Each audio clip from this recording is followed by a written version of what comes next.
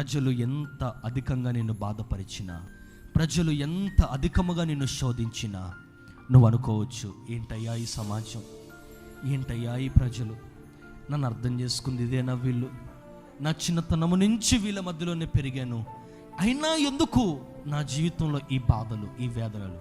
అయ్యా, ఒకప్పుడు నా జీవితంలో ఐశ్వర్యం ఉన్నప్పుడు ఇదే ప్రజలయ్యా నా చుట్టూతో తిరిగారు, ఇప్పుడు నాకు ఐశ్వర్యము లేదని తెలిసి ఇదే ప్రజలు నాకేం చేస్తున్నారు, ఇప్పుడు బాధలు కలుగ చేస్తున్నారు అని ఒకవేళ నువ్వు అనుకోవచ్చేమో. ఎందుకో తెలుసునా, దాని తర్వాత దేవుడు ఒక గొప్ప కార్యాలు చేయబోతున్నాడు. ఈరోజు నమ్ము, అధికమైన బాధలు నీకు ఉండొచ్చు, అధికమైన శోధన నీకు ఉండొచ్చు, కుటుంబంలో ఒక సమస్య వెనుక ఒక సమస్య, ఒక బాధ వెనుక ఒక బాధ, ఒక నింద వెనుక ఒక నింద.